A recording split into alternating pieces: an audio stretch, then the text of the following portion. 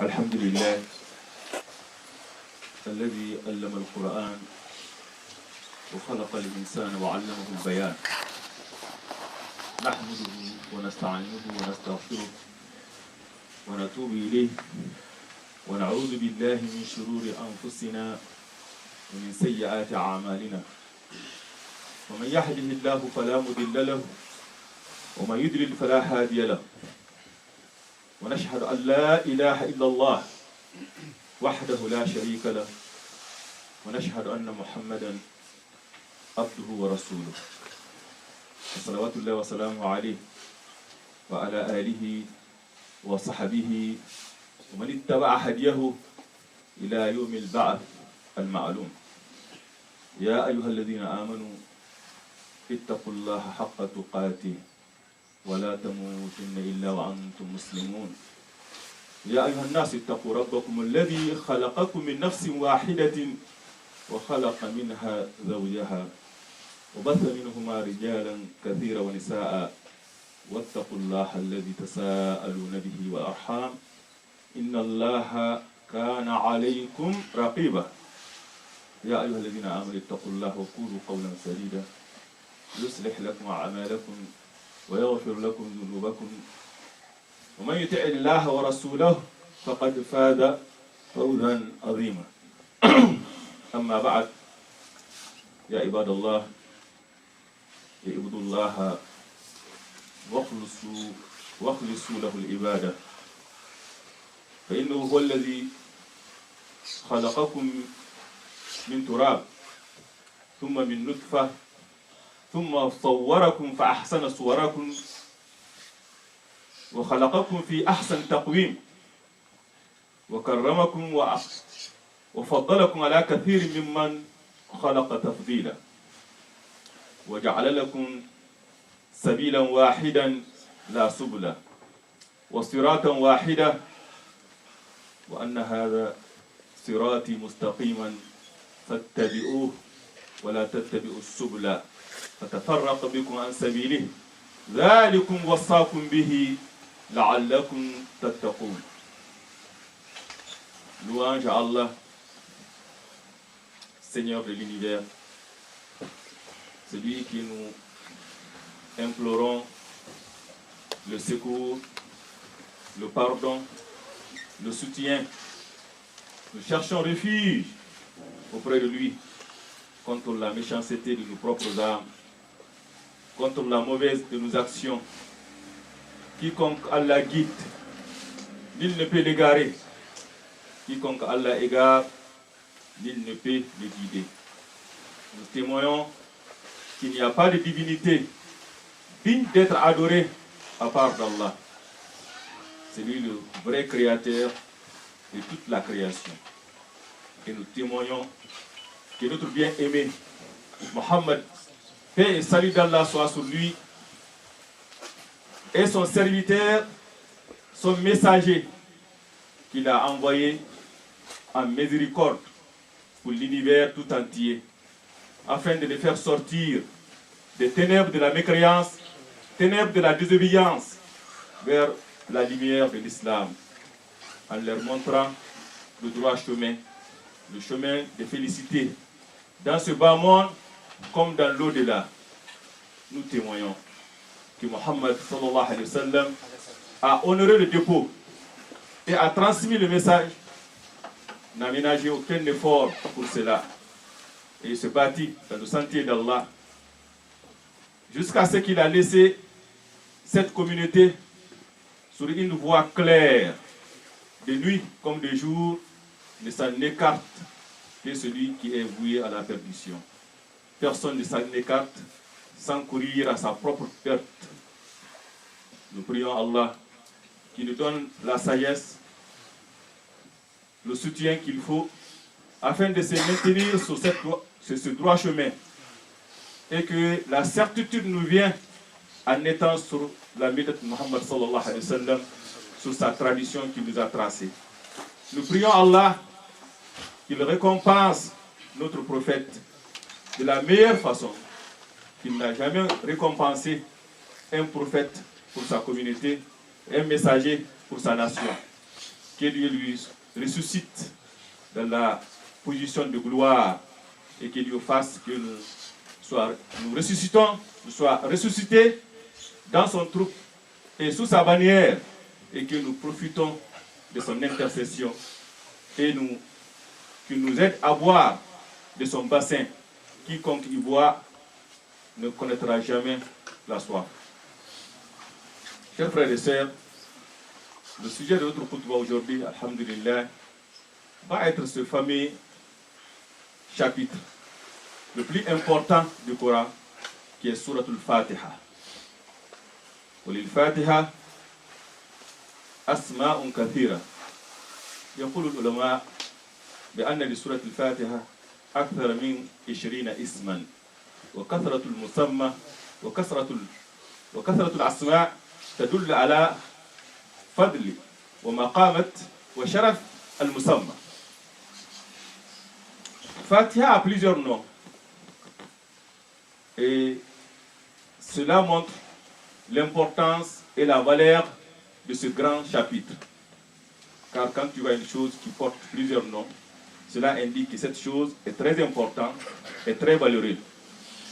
Parmi ces noms, Al-Fatiha, l'ouverture ou l'ouvrant, لأنها تشمل معاني الكلية للقرآن وتشمل المباني الكلية التي يتكلم عنها القرآن.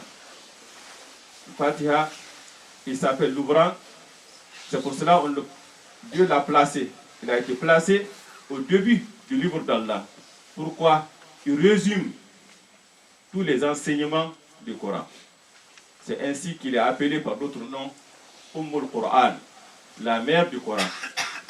C'est pour cela Al-Hassan al-Basri يقول إن الله أودع علوم الكتب السابقة في القرآن وأودع علوم القرآن في الفاتحة.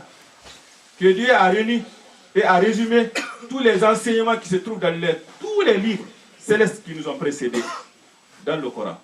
Le Coran résume tous les messages, tous les enseignements dont les messagers ont porté, ont été bénis avec pour cette communauté, pour l'humanité. Et la Fatiha aussi a résumé ce qui est dans le Coran. Donc c'est pour cela qu'il s'appelle Fatiha al-Kitab.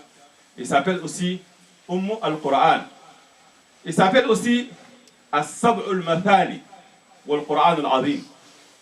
An Rafi' bin Mu'alla radiyallahu anhu قال للنبي صلى الله عليه وسلم لو علمنك أعظم سورة في القرآن قبل أن تخرج من المسجد فأخذ بيدي فلما أردنا أن نخرج قلت يا رسول الله إنك قلت لأعلمنك أعظم سورة في القرآن فقال صلى الله عليه وسلم الحمد لله رب العالمين وهي السبع المثاني والقرآن العظيم الذي أوتيته. Dans ce hadith qui a été rapporté par Muslim, qui est authentique, Rafi' bin Mu'alla, qui est Abi Saïd, il dit un jour le messager d'Allah m'a dit veux-tu que je t'apprenne le plus grand chapitre du Coran avant que tu ne sortes de la mosquée. Il me prit alors par la main. Quand nous étions sur le point de sortir de la mosquée, je lui ai dit, ô messager d'Allah, tu m'as dit que tu pouvais m'enseigner le plus grand chapitre du Coran. Le messager d'Allah dit, c'est Alhamdulillahi Rabbil Alamin. C'est surat Alhamdulillahi Rabbil Alamin. Et c'est elle, les 7 versets répétés et le Coran sublime que Dieu m'a accordé. Donc, le prophète sallallahu alayhi wa sallam l'a nommé ainsi à Sab' al-Mathani, comme a été nommé aussi dans le Coran. Donc, Sab' al-Mathani, pourquoi? Car c'est un chapitre, il est le plus répété dans le Coran. Il est le plus répété chez les musulmans, chez les croyants. Car dans un hadith authentique, قال رسول الله صلى الله عليه وسلم لا صلاة لمن لم يقرأ بفاتحة الكتاب. Point de prière. Celui qui n'aura pas récité, n'aura pas lu l'ouverture du livre, Fatiha. Et si tu pries et tu ne dis pas Fatiha, ta prière est caduque, il est nul. C'est pour cela il était même appelé As-Salat. Fatiha, l'un de ses noms, c'est As-Salat. Dans un hadith authentique, an Abi Hurayrah radiyallahu anhu, fima rawahu Rasulullah sallallahu alayhi wa sallam, qasamtu as-salata bayni wa bayna abdi nisfayn wa li abdi ma sa'ala. Fa idha qala al-abd alhamdulillahi rabbil alamin, qala Allah madahni abdi. Wa idha qala ar-Rahman ar-Rahim, qala athna alayya abdi.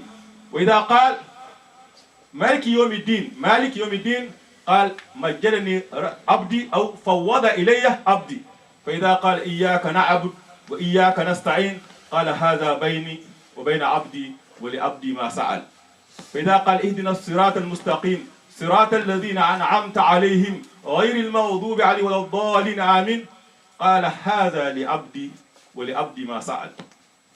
Dans ce hadith du prophète sallallahu alayhi wa sallam, si vous vous rapprochez, il y en a qui sont arrêtés devant. Dans ce hadith authentique, qui est Hadith al-Qudsi, Dieu le Très-Haut dit qu'il a partagé la prière entre lui et son serviteur. Subhanallah. Subhanallah. Dieu le Très-Haut, le tout puissant, qui nous a créés. Il dit qu'il a la prière, il lui a partagé entre lui et son serviteur. Et cette prière, c'est quoi? C'est la prosternation? Non. C'est Ruku? Non. C'est Qiyam? Non. C'est Fatiha. C'est Fatiha. C'est Fatiha al-Kitab. Il dit, si mon serviteur dit Alhamdulillahi Rabbil Alamin, louange à Allah, Seigneur de l'univers, Allah te répond, mon serviteur m'a loué. Mon serviteur m'a loué. S'il dit Ar-Rahman Ar-Rahim, tout miséricordieux, très miséricordieux, Allah te répond encore, mon serviteur m'exalte. S'il dit c'est toi seul que nous adorons, c'est toi seul que nous adorons, s'il dit c'est le maître de l'univers, Malik Yomidin, maître de l'univers, Dieu le Très-Haut dira, mon serviteur me glorifie. S'il dit, c'est toi seul que nous adorons, et c'est toi que nous implorons le secours, il dit, ceci est entre moi et mon serviteur. C'est ce qui est entre moi et mon serviteur. Nous n'avons créé les djinns et les humains que pour m'adorer. Dans un hadith authentique, Mu'adh ibn Jabal رضي الله عنه قال رسول الله صلى الله عليه وسلم يا معاذ قلت لبيك وسعديك قال يا معاذ قلت لبيك وسعديك قال أتدري ما حق الله على العباد قال حق الله على العباد أن يعبدوه ولا يشركوا به شيئا ثم قال أتدري ما حق العباد على الله قال ألا يؤذبهم إنهم فعلوا ذلك إذا عبدوه ولم يشركوا به شيئا ألا يعذبهم ما يفعل الله بعذابكم إن شكرتم وآمنتم وكان الله شاكرا عليما. Qu'est-ce que Dieu a à faire?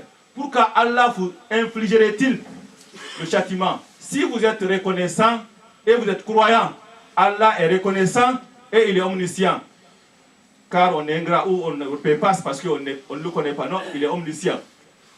Dans ce hadith du prophète sallallahu alayhi wa sallam, il demande à Mu'adh, sais-tu le droit d'Allah sur ses serviteurs? Son droit sur nous de l'adorer et de ne lui rien associer. Oma umiru illa liya'budullaha mukhlisina lahu-d-din. Ils n'ont été ordonnés que de vouer un culte exclusif à Allah. Et c'est pour cela on dit Iyyaka na'bud. La façon dont la phrase est venue, Iyak, ça veut dire toi seul. Quand on commence par Iyak, ça veut dire que pas d'autre personne, que toi. On adresse l'adoration à Allah. Il dit, tu sais, c'est-tu le droit des serviteurs auprès d'Allah?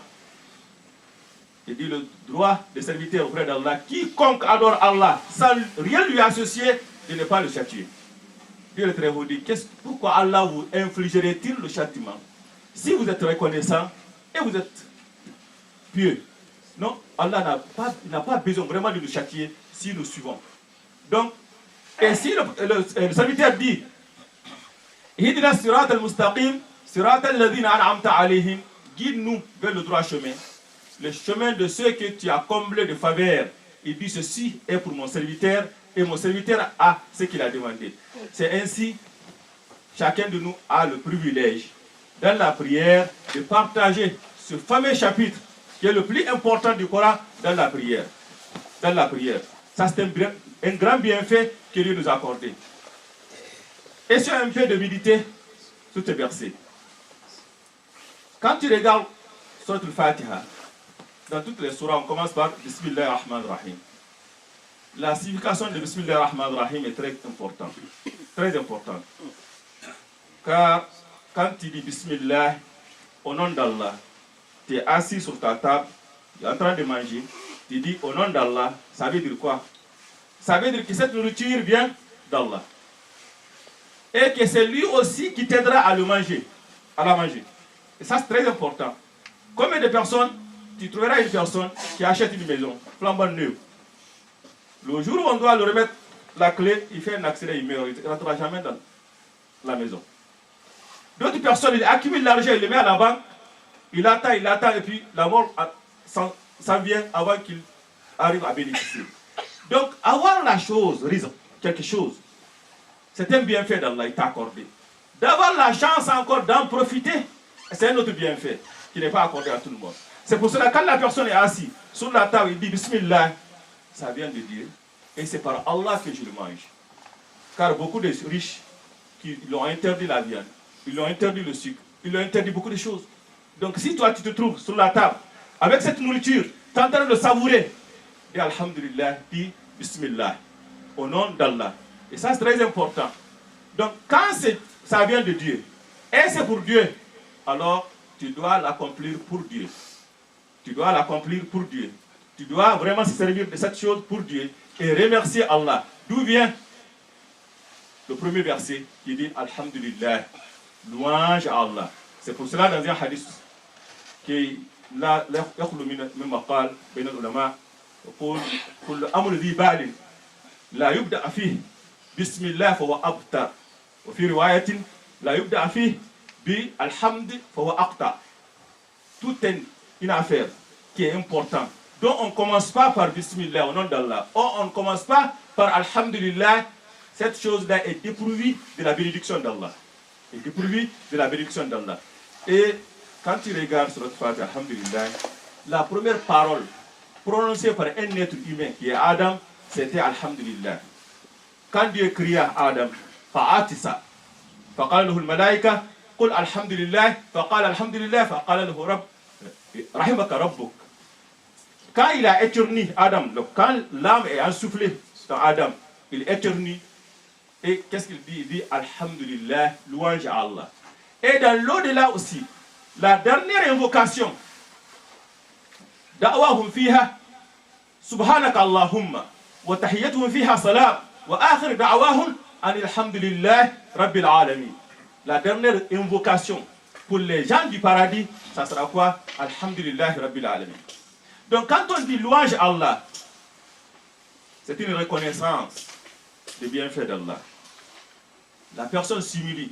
Des fois, quand on dit aux gens qu'une personne est ingrat, c'est parce qu'il est orgueilleux. Il ne voulait pas reconnaître que cette personne lui a fait quelque chose de bien. Il porte une chemise, un habit. Il ne voulait pas montrer aux gens qu'il a été donné, que cette personne m'a donné cette chemise. Pourquoi? Parce qu'il est orgueilleux. Quand tu dis merci, ça veut dire beaucoup de choses. Quand une personne dit louange à Allah, c'est une reconnaissance. Il reconnaît qu'Allah est bienfaisant. Il reconnaît qu'Allah a la capacité. Il reconnaît aussi ses besoins envers Allah. Il reconnaît aussi son incompétence et aussi sa humanité. Ses besoins et son incapacité. Donc il a besoin que Allah. Donc c'est Allah qui doit lui donner tout. Donc louange, ça veut dire tout. C'est pour cela, c'est le sens même, l'essence même de l'adoration. Et le prophète sallallahu alayhi wa sallam, Abi Malik al-Ash'ari, radiyallahu anhu, fima rawahu Muslim, Alhamdulillah, tamla al-mizan. Quand tu dis Alhamdulillah, sincèrement, en connaissant le sens réel, remplit la balance. Dans l'au-delà, remplit la balance. Dire son nom Alhamdulillah, remplit la balance. Et Alhamdulillah, la phrase qui le suit nous explique pourquoi on dit Alhamdulillah, Rabbil Alamin. Seigneur de l'univers. Tout ce qui se trouve, le ciel et la terre, et tout ce qui se trouve entre les deux, qu'il a créé, Allah. Donc c'est pour cela qu'on le remercie. Ar-Rahman Rahim, tout miséricordieux, très miséricordieux. Car pour aimer Allah, il faut connaître ses attributs. C'est à travers des attributs Allah qu'on l'aime. Et Ar-Rahman, comme on l'a dit tout de suite, quand Adam est venu et dit Alhamdulillah, c'est cette Rahma que Dieu lui a dit, Rahimaka Rabbuk. Et c'est cette Rahma aussi qui sera la clé du paradis. La yadkhulu ahadun minkum al-jannah bi'amalihi wala ant wala ana illa yataghammadani Allah bi rahmatihi. Aucun d'entre vous ne rentrera au paradis par ses propres moyens. Même toi, même moi, sauf si Allah m'accorde sa miséricorde. Ar-Rahman. Ar-Rahman, Ar-Rahim. Malik Yawmiddin, ou Malik Yawmiddin, maître du jour de la rétribution. Qu'est-ce qui différencie entre un croyant et un mécroyant? C'est l'au-delà. Est-ce que crois-tu au jour de la résurrection? Ou crois-tu que ce jour-là, Dieu te récompense ou quoi? Kalla bal la yakhafuna al-akhirah. Bal tu'thiruna al-hayata ad-dunya wal-akhiratu khayrun wa abqa. C'est ça. Wailul lil mutaffifin alladhina idha iktalu 'ala an-nas yastawfun wa idha kaluhum aw wazanuhum yukhsirun. Ala yadhunnu ulaika annahum mab'uthun li yawmin 'adhim. Yawma yaqumu an-nas li rabbil 'alamin. Le jour où les gens se lèveront devant Allah. Quand la personne ne croit pas à ça, il va faire toutes choses.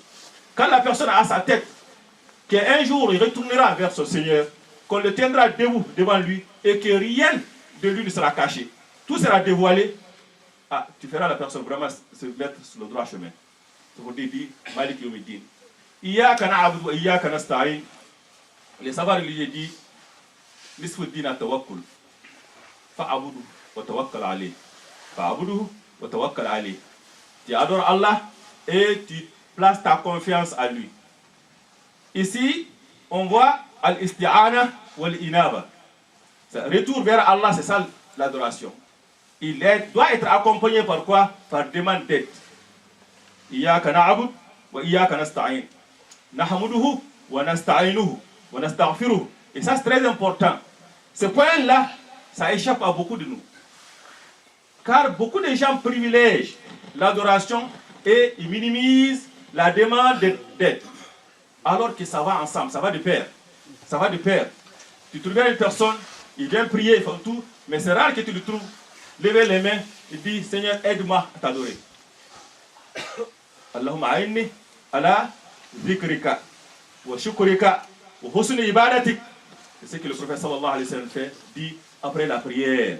A'inni ala dhikrika wa shukrika wa husni ibadatik. Aide-moi à t'invoquer et à te remercier et t'adorer de la meilleure manière.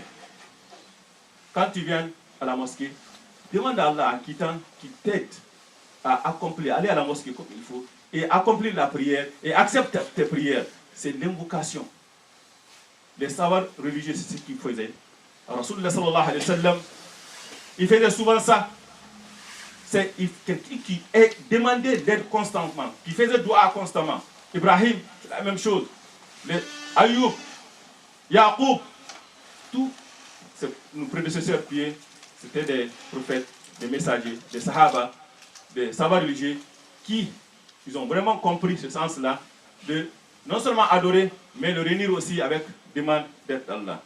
Malheureusement, il y en a parmi nous qui privilègent seulement l'adoration, ils minimisent la demande d'aide, alors que la demande d'aide fait partie de l'adoration.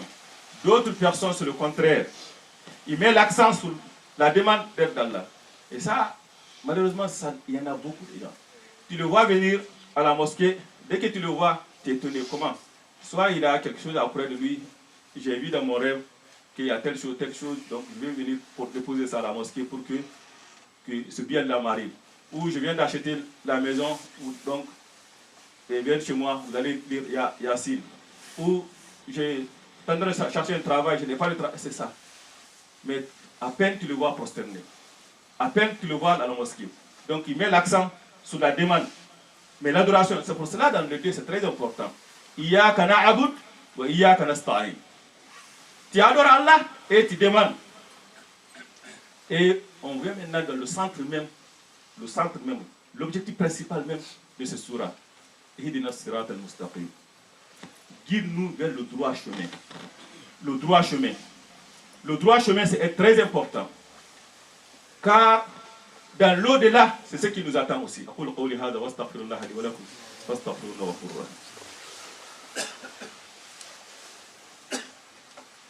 Alhamdulillah Rabbil Alamin.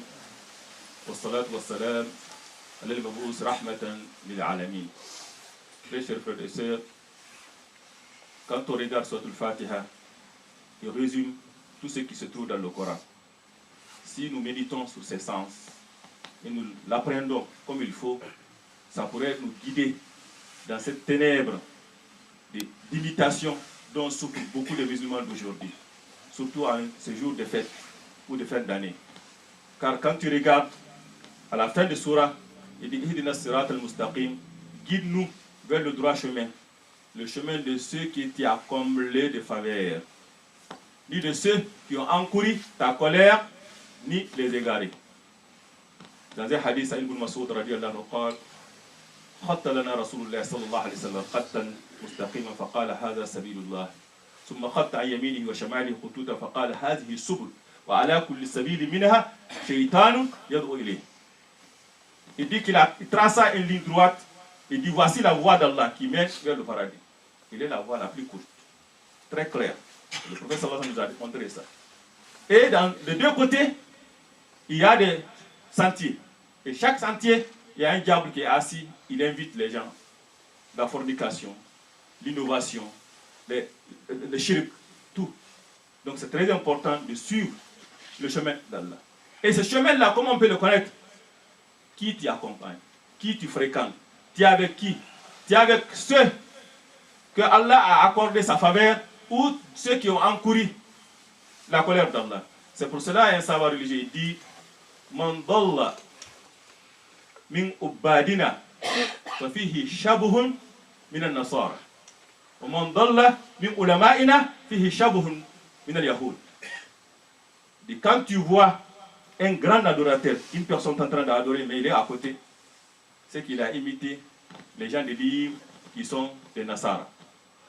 Si tu vois un savant religieux qui connaît très bien le livre, très bien, mais il est tout, complètement à côté, il a imité les gens des livres qui sont des juifs.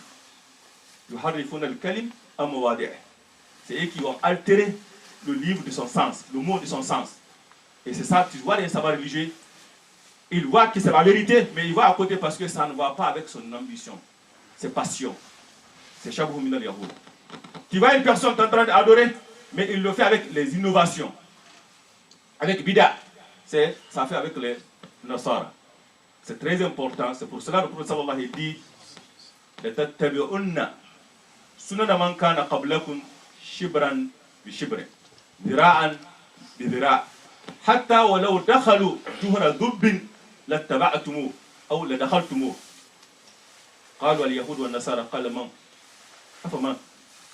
Il dit vous allez suivre les traces, les pas de ceux qui vous ont précédés, pas à pas, même à main. Il dit sont les juifs ou Nasara. Il dit qui d'autre? Qui d'autre? Et malheureusement aujourd'hui, quand tu vois les musulmans, leur comportement dans cette fin d'année, dans ce qui se passe, ils sont plus chrétiens. Il y en a qui sont plus chrétiens que les chrétiens. Ils sont plus chrétiens que les chrétiens. C'est l'alcool, c'est la débauche, c'est la musique. Vraiment, c'est comme s'ils ont pris congé de leur religion. Et le prophète sallallahu alayhi wa sallam nous a certainement dit, il dit, vous allez suivre les pas de ceux-là, pas à pas, même s'ils rentreraient dans une grotte de toub. Et toub, c'est un animal, le trou est très étroit, il ne peut pas tourner à l'intérieur et ça pue. Même s'ils rentraient dans ça, et vous allez rentrer.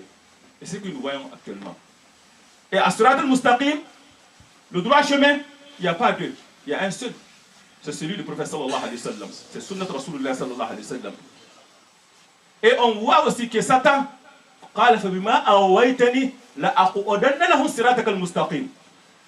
parce que tu m'as égaré, tu m'as laissé égarer, je m'assoirai pour eux sur le droit chemin. C'est ce droit chemin-là que le Satan s'assoit. Et dans l'au-delà, la justice infinie appartient à Allah. Dans l'au-delà, le dernier étape, après la résurrection, après l'attente, Sa'atul Mahshar, les gens sont debout, d'une durée, un jour d'une durée de 50 000 ans. Dernière étape, est Tatayur Suhuf, et qu'on donnera le livre à chacun pour rentrer. Fama minkum illa waridaha. Ça sera alors de passer sur quoi? Sur As-Sirat. Ce chemin droit qu'on nous a montré ici, de suivre, et ce chemin-là aussi sera mis sur, comme un pont sur l'enfer, et chacun va y passer. C'est une sentence irrévocable. Tout le monde va y passer. Tu verras ce jour-là, il y en a qui passera comme un clin d'œil, il y en a qui passeront comme une lumière, il y en a comme le vent, il y en a comme un cavalier, et d'autres vont traîner, d'autres non, ils ne vont pas passer. Pourquoi? Cela dépend de ta suivi de droit chemin dans ce bas monde. Donc c'est très très important que le musulman, on le voit, on le connaît musulman par quoi? Par ses amis, par sa fréquentation, par qui tu as suivi. C'est pour cela qu'il dit donc Dieu t'a demandé que la prière ne sera pas acceptée tant que tu n'as pas lu sur le Fatiha. Et ce Fatiha là, tu le répètes 17 fois par jour, 17 fois minimum par jour. Et tu es en train d'invoquer Allah de ne pas, de t'épargner, de te guider, de t'éloigner de ceux qui ont encouru sa colère et les égarer. Et quand tu sors de la prière, c'est ceux-là que tu suis. Demande-toi. C'est pas compatible. Donc c'est très très important de connaître la sunnat Rasulullah sallallahu alayhi wa sallam.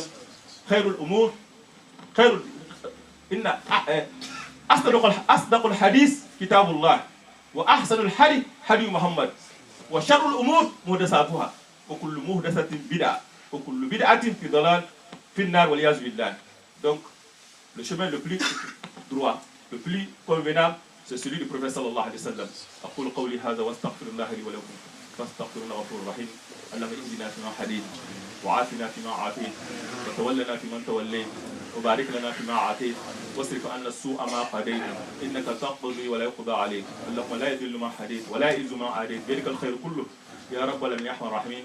اللهم اقسم لنا من خشيتك ما تحول بها بيننا وبين معاصيك من طاعتك ما تبلغنا به جنتك من اليقين ما تحول به علينا مصائب الدنيا. متئنا بأسمائنا وأزواجنا وذريتنا أبدا ما بقيتنا واجعله الوارث منا واجعل ثارنا على من ظلمنا وانصرنا على ما عادانا ولا تشمت لنا أعداء أبدا يا رب العالمين يا أرحم الراحمين. اللهم إنا نعوذ بك من سوء المنقلب في الأهل والمال والنفس. اللهم إنا نعوذ بك من زوال نعمتك ومن تحول عافيتك ومن فجاءة نقمتك ومن جميع سخطك يا رب العالمين يا أرحم الراحمين. قوموا إلى الصلاة يرحمكم الله.